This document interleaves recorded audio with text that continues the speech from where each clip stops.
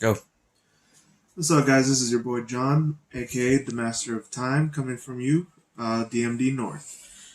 Today we got a deck profile of Time Lords. Time Lords are over exaggerated monsters with over exaggerated effects, and I made them over exaggeratingly awesome.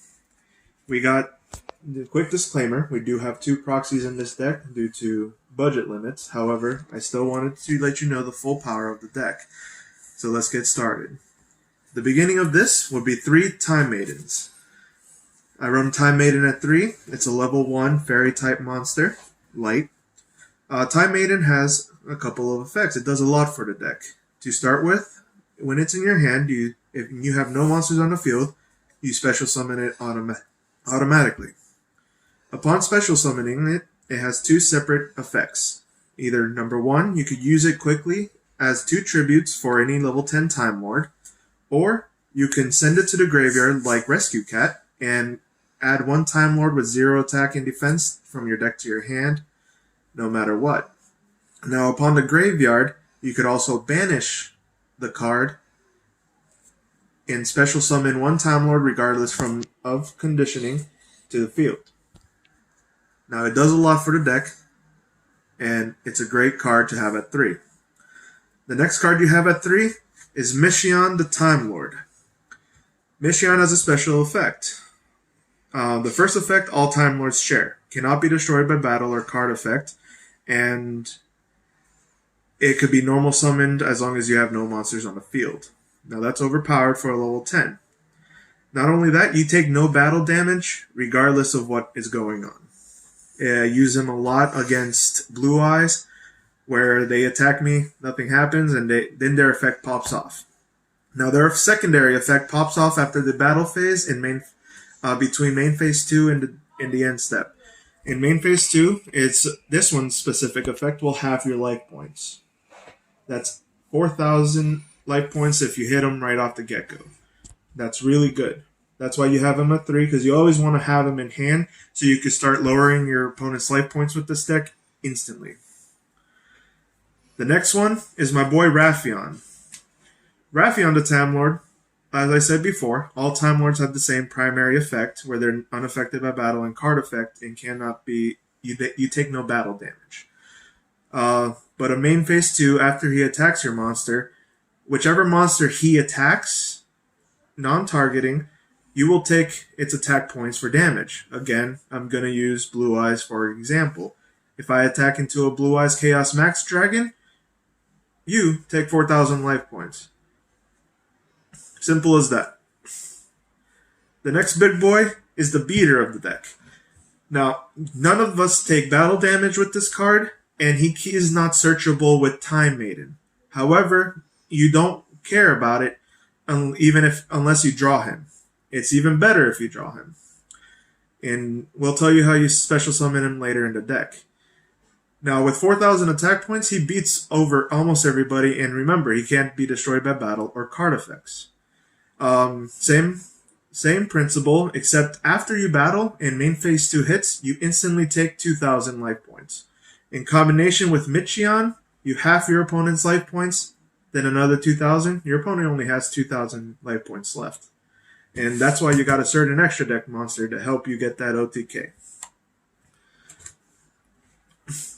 Now, speaking of extra deck, this card does have level 10 capabilities. Very powerful and very potent, and not bricky. To start off with, we have Exodius, the Ultimate Forbidden Lord. You play him at 2. The only effect you care about Exodius is shuffle back your graveyard into the deck and special summon him onto the field. Upon special summoning him, with all the level 10s, you quickly overlay for an XZ's monster, for example, Super Dreadnought Dreadnoid. Detach a material, 2,000 damage. But there are other options we will go over in this deck. Another one now for the ones. I keep Lazion at 1. Lazion the Time Lord, same generic. But let's say you end up going first with this deck. If you go first, you quickly special summon Lazion. Lazion has the ability that if your opponent draws, he takes damage equal to how many cards he draws. Normally you summon him, you pass turn, Remember, he stays on the field, and till your next standby phase, your opponent draws, he takes 1,000. But let's say you summon him, and your opponent uses the effect of Nightmare Unicorn. If he ends up drawing 5 cards, he takes 5,000 damage. He has many broken capabilities. He's searchable by Time Maiden. And with that, he's also undestroyed by battle or card effect. The last but not least, Malefic Cyber End Dragon. He's one of the most pricey cards for this deck at $13. You get him by sending 1 Cyber End Dragon from your extra deck to the graveyard. And as long as you have a field spell, which you do, trust me, he stays on the field. With 4,000 attack, he's golden. If you can't pop off the other OTKs, just attack with him. Remember, nobody else can attack when you summon him. So unless you summon him for a quick overlay, or if you want to do battle damage and a quick kill with an extra deck monster, that's why you want him on the field. Alright, let's start with the spells. The ones I have at 1, Field Barrier. The field spell in this deck, you will all know very well and hate. But you need to protect it, because this deck has about 7 ways to kill you. Terraforming. God-given. Alright, the 2 proxies I spoke of before is Pot of Extravagance. I'm using Pot of Riches because I don't have $120. But Pot of Extravagance is really good. You only use 8 extra deck spaces for important monsters, and that's mainly important. There's only 3 monsters in here that are extremely necessary for the duel. So your chances of keeping them are very high, especially with Pot of Extravagance and you shuffling your extra deck. So you just send 6, draw 2. Perfect. Perfect deck for it too. Wave Motion Cannon. With Time Lords, remember, this card gains 1 counter per standby phase regardless of turn. His standby phase, my standby phase, that's 2,000 right there. Upon my turn, I could discard, there's a 2,000 that was missing from the combo with Michion and Sandion. And that's only a hint. Again, I only play it at 2 because there is good draw power in this deck and searchability. So if you just draw it, that's another way you win. I play 2 Hand Destructions, not a common card to play, but there's a reason I play it. Discard 2 cards and draw 2 cards. Each player does. Now, this deck doesn't really worry too much about your opponent because you're just trying to outsmart him at this point. You draw 2 cards and discard 2. You discard 1 monster or a card that's bricking in your hand. That monster is going to be shuffled back for Exodius to special summon him and get an Xyz monster. Exodius doesn't care how many monsters are in the graveyard, he just wants 1. And if there's 1, he shuffles into the graveyard, special summons. Perfect. Perfect quick Xyz, no matter what, and extra draw power. That's a total of 2, 4, 6, 8.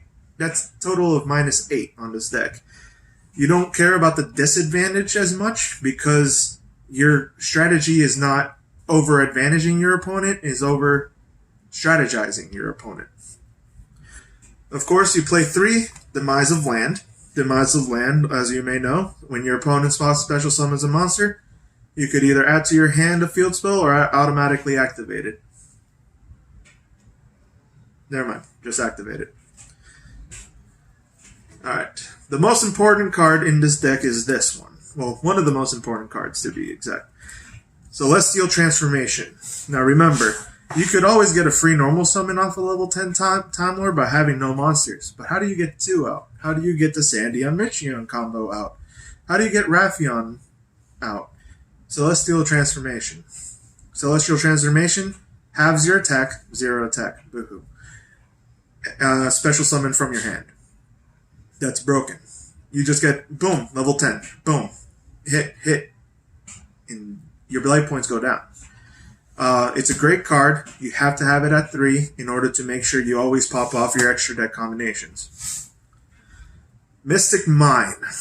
The card you love and hate. As you know, whoever has more monsters on their field gets all their monsters negated, they can't attack, etc., etc.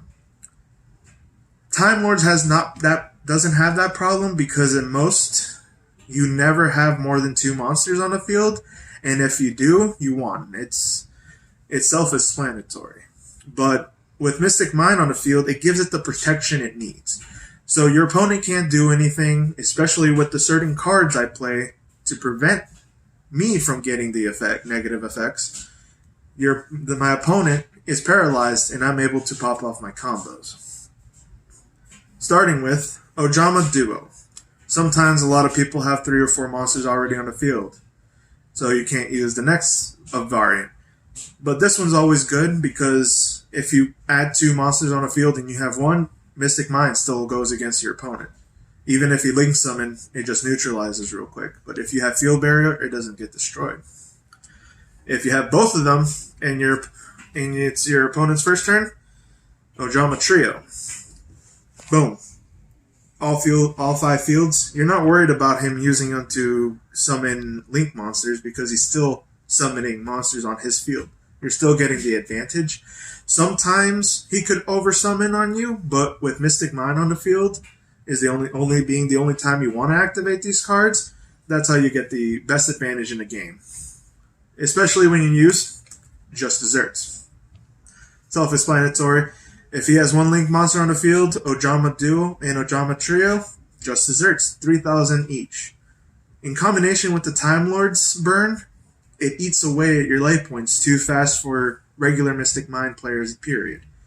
Regular Mystic Mine burn burns you with cards like Secret Barrel and Secret Blast. But those are light burn. This is heavy. Last but not least, Metaverse. You always want to get Mystic Mine on the field. If you could have your protection, you're all set. That's it for the main deck. It's exactly 40 cards. The extra deck, it has 2 ways to do it. You could side deck Ghost Reaper Winter Cherries, and you could make it all meta-relevant cards.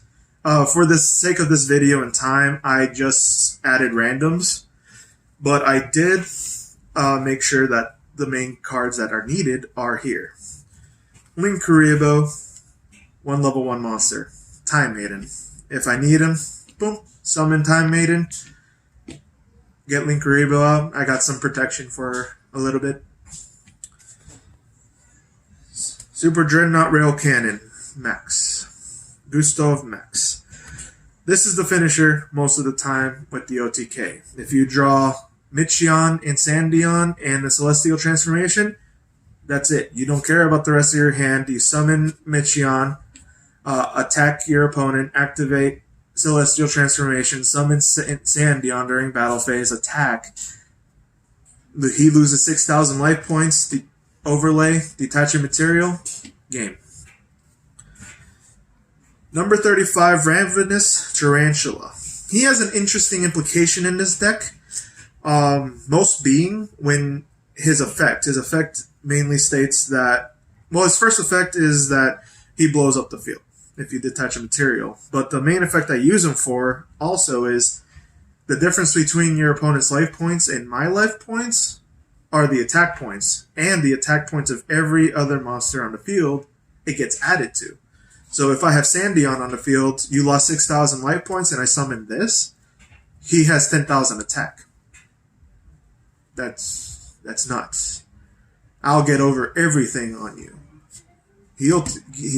I'll attack with him, destroy whatever monster there is, or game. That's period. We got Super, or number 81, Super Dreadnought Rail Cannon, Super Dora. Self-explanatory. It's a rank 10, 4,000 defense, 3,200 attack. Effect makes it immune to everything, so if you need to stall for time, perfect card for that. Perfect card to do that, and then overlay with Super Dreadnought Rail Cannon Juggernaut Jive.